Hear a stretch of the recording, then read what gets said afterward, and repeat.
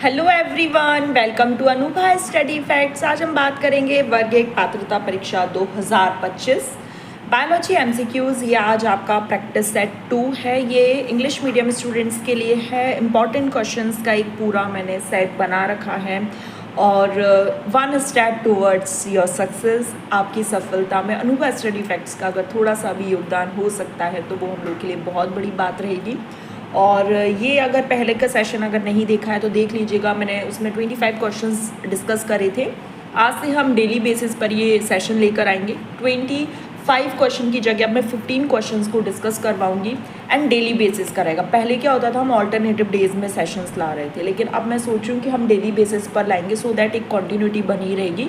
And evening 6 PM, okay. Hindi medium के लिए eight 2 PM और इंग्लिश मीडियम के लिए एट 6 PM।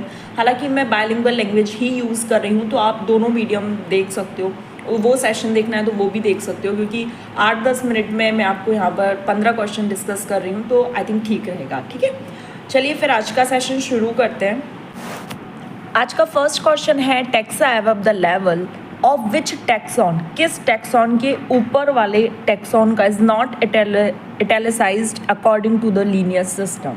तो फर्स्ट ऑफ ऑल आपको ये पता होना चाहिए कि जो लीनियर सिस्टम है वो क्या है। तो बाइनोमियल नॉमेनक्लेचर है, जिसमें एक जीनस होता है और एक स्पीसीज होती है, जिनको हम लैटिन लैंग्वेज में लिखते हैं और इटैलिक्स में लिखते हैं। तो किस टैक्सॉन के ऊपर, तो जीनस और स्पीसीज को तो लिखा ही जाता है, लेकिन जीनस पहले आता है फिर स्पीसीज आती है। इसको आप ऐसे याद रखेंगे, kingdom, phylum, class, order, family, genus, species.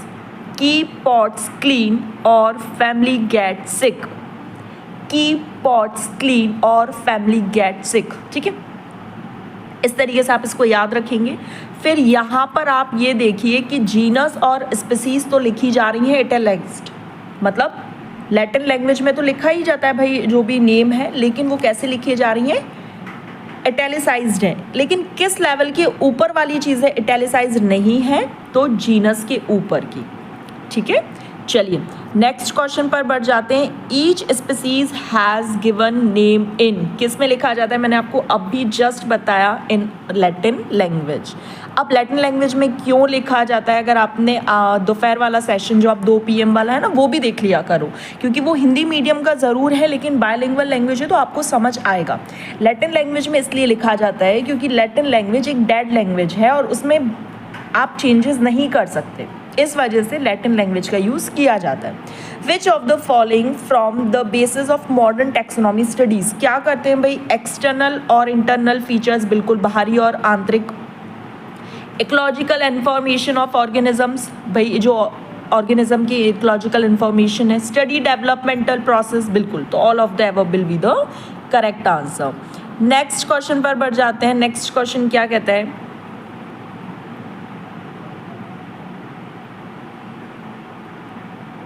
the scientific name of banyan written as Ficus beglensis L. ठीक है, which of the following is a correct statement regarding this। अब L क्या शो कर रहा है, यहाँ पर आपको ये बताना है। L जो है वो सिग्निफाई कर रहा है लीनियस को। क्या सिग्निफाई कर रहा है, लीनियस को सिग्निफाई कर रहा है। Mangifera indica Lin, biological name of mango, तो जो वो लिन होता है ना, वो लीनियस को डिफाइन करता है। ये एक टैक्सोनॉमिस्ट हैं, बायनोमियल नॉमेनक्लेचर के फादर हैं, टैक्सोनॉमी के फादर हैं। सिस्टमा नेचुरी इनके द्वारा लिखी गई, जेनेरा प्लेंटेरम इनके द्वारा लिखी गई। ये आपको नाम याद रखने हैं इनके पब्लिकेशंस के, बहुत ज़्यादा इंपॉर्टेंट है। ठीक है, नेक्स्ट क्वेश्चन है, सिस्टमैटिक्स टेक्स इनटू। सिस्टमैटिक्स में क्या होता है कि जो इवोल्यूशनरी रिलेशनशिप होते हैं ना, इवोल्यूशनरी रिलेशनशिप मतलब जो पीढ़ी दर पीढ़ी चले आ रहे होते हैं वो वाले। तो इवोल्यूशनरी रिलेशनशिप बिटवीन ऑर्गेनिज्म, ये क्या बताता है, सिस्टमैटिक्स। सिस्टमैटिक्स टैक्सोनॉमी मतलब वर्गीकृत तो करना ही है, क्लासिफाई तो करना ही है, साथ साथ इवोल्यूशनरी रिलेशनशिप भी बताता है। नेक्स्ट क्वेश्चन है, biological name are generally in and dash written in. तो कैसा, लैटिन लैंग्वेज में लिखा जाता है और इटैलिक्स होता है, ये मैं आपको पहले ही बता चुकी थी। चलिए नेक्स्ट क्वेश्चन पर बढ़ते हैं। नेक्स्ट क्वेश्चन क्या है कि few rules are written below regarding binomial nomenclature, identify the wrong. अब हमें ये देखना है कि कौन सा रॉन्ग है। तो एंटायर बाइनोमियल नॉमेनक्लेचर इटैलिसाइज्ड, बिल्कुल ठीक बात है। अंडरलाइन होना चाहिए सेपरेटली जब हम उसको लिख रहे हैं तो। लेकिन जेनेरिक और specific name starts with capital letter, ये रॉन्ग हो गया क्योंकि स्पेसिफिक एपिथेट का जो फर्स्ट लेटर है वो स्मॉल से आता है। ऐसे याद रखना, स्पेसीज ये specific epithet starts with S and the जो रिटर्न हो रहा है, जो नाम हम लिख रहे हैं, is also starts with small letter. और जेनेरिक का क्या होता है? कैपिटल होता है। तो S for specific epithet, S for small letter, ये आप बिल्कुल याद रखिएगा। आई होप आपको ये ट्रिक पसंद आई हो। पसंद आई तो लाइक करें, ज़्यादा से ज़्यादा शेयर करें। नेक्स्ट है which is not the component of taxonomy. Taxonomy का कंपोनेंट क्या नहीं है? आइडेंटिफिकेशन है, नॉमेनक्लेचर है, क्लासिफिकेशन है, लेकिन रिस्पॉन्सिवनेस नहीं है। और चूंकि हमसे क्या पूछा गया था? नॉट पूछा गया था, इसलिए responsiveness will be the correct answer. In taxonomy first step क्या है? तो characterization is the first step. अब देखो कैरेक्टराइजेशन यहाँ दिया है क्या? नहीं दिया, तो none of the ever will be the correct answer. Next है as we go lower from kingdom to species, kingdom to species जैसे हम नीचे जाते हैं तो जो कॉमन कैरेक्टर्स होते हैं ना वो बढ़ते जाते हैं। कॉमन कैरेक्टर्स जो होते हैं वो कैसे होते जाते हैं? बढ़ते जाते हैं। तो देखते हैं क्या पूछा है। Common character goes on increasing, increasing will be the correct answer. लेकिन जो जनरल कैरेक्टर्स होते हैं वो घटते जाते हैं।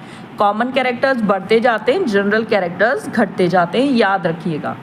फिर है टैक्सॉन क्या रिप्रेजेंट करता है? तो रैंक और यूनिट ऑफ क्लासिफिकेशन दोनों ही, तो both will be the correct answer. Lowest category कौन सी है? एनिमल किंगडम की। तो लोएस्ट पूछ ले, बेसिक पूछ ले, फंडामेंटल पूछ ले, species will be the correct answer.